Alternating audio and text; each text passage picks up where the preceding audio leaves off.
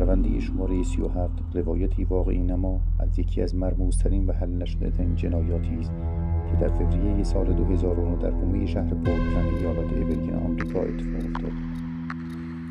خانه قدیمی در خیابان هالوک که سالها خالی مانده بود، ناگهان به صحنه مجموعی از ناپدید شدن‌های زنجیره‌ای تبدیل شد.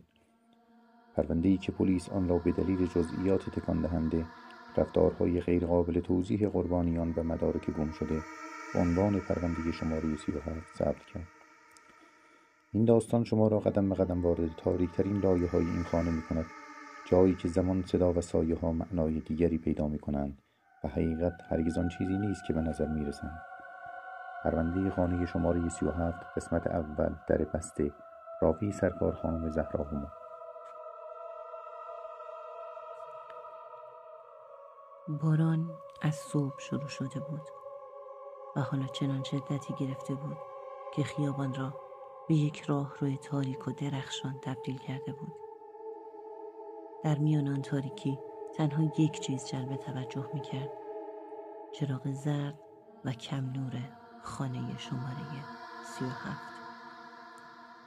خانه‌ای که به گفته همسایه‌ها نزدیک به 20 سال کسی واردش نشده بود، اما چراغ اتاق طبقه بالا هر شب روشن می‌شد. پرونده در اداره پلیس جز پرونده‌های سرد طبقه بندی شده بود. پرونده‌ای که هیچ کس حاضر نبود دوباره بازش کند. هیچ سرنخی، هیچ مظنونی و هیچ توضیحی برای ناپدید شدن عجیب خانواده‌ای 4 نفره. اما آن شب همه چیز عوض شد. صدای زنگ تلفن مرکز پلیس سکوت را شکست. صدای زنی لرزان و ترسیده پشت خط گفت: خانه شماره 37 چراغش امشب چند بار خاموش و روشن شد و کسی پشت پنجره دیده میشد، اما اون آدم سایه نداشت. پلیس اول فکر کرد خطاست، اما تماس‌های بعدی هم رسید. همه از چیزهای مشابه گفتند. ساعت 2:42 نیمه شب مأمور جوانی به نام ریچارد مأمور شد به منطقه برود. مأموری تازه کار اما کنجکاو، کسی که دنبال اولین پرونده مهم کارنامه‌اش میگشت. او مقابل خانه ایستاد. باران بی‌وقفه میبارید. سکوت سنگین و فقط نور زرد پنجره مثل یک چشم خسته روشن مانده بود. ریچارد یک نفس عمیق کشید و قدم گذاشت روی پله‌های چوبی ورودی. پله‌ها زیر پایش صدا دادند. صدایی شبیه ناله، نه، شبیه تسلیم شدن. دستگیری در را گرفت و چرخاند. زنگ زدگیش نشان میداد سال هاست کسی آن را لمس نکرده. اما در خیلی راحت باز شد. انگار کسی از داخل منتظرش بود. داخل خانه تاریک بود. بوی نم، چوب پوسیده و چیزی شبیه پارچه خیس شده. اما در همان تاریکی یک چیز واضح بود: سکوت خانه طبیعی نبود.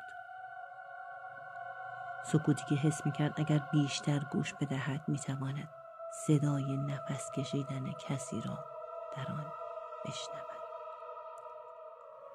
ریچارد چراغ قوه را روشن کرد و روی دیوارها افتاد. دیوارهایی که پر از خط‌های کشیده شده بودند. خط‌های عمودی، همه هم طول هم جهت.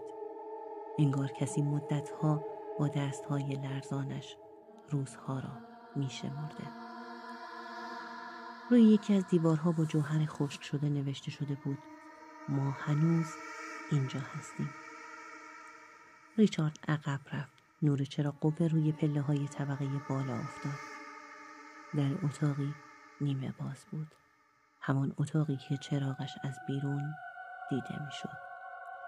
او قدم به قدم به سمت پله‌ها رفت. اما درست در لحظه‌ای که پایش را روی اولین پله گذاشت، صدای آرام از طبقه بالا آمد.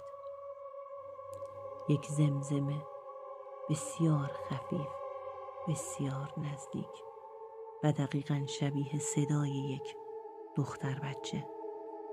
کمک کن. ریچارد خشکش زد، دستش لرزید. باران پشت پنجره شدیدتر شد و زمزمه دوباره تکرار شد. اینجا تاریکه. ریچارد مجبور شد ادامه دهد. بالا رفت، دستش را روی قاب در گذاشت. نفسش بند آمده بود. در را هل داد. اتاق خالی بود. چراغ آویزان از سقف به آرامی تاب می‌خورد، اما هیچ پنجره‌ای باز نبود که باد آن را تکان دهد. وسط اتاق یک عروسک پارچه‌ای مانده بود. عروسکی با لباس صورتی پاره و چشمانی سیاه. وقتی ریچارد نزدیک شد، متوجه شد عروسک رو به دیوار نشسته. انگار مجازات شده باشد. روی دیوار مقابلش با خطی لرزان نوشته شده بود: من آخرین نفر نیستم. ریچارد نفسش را حبس کرد. در همین لحظه چیزی پشت سرش افتاد. او چرخید، چرا قوه را گرفت سمت صدا. در ورودی اتاق چیزی روی زمین افتاده بود. یک دفترچه کودکانه. دفتر را برداشت. صفحه اول خط خطی بود، اما صفحه دوم با خط بچگانه نوشته شده بود: ریچارد، دیر رسیدی. ریچارد یخ زد. نام خودش داخل دفتر خانه شماره 37.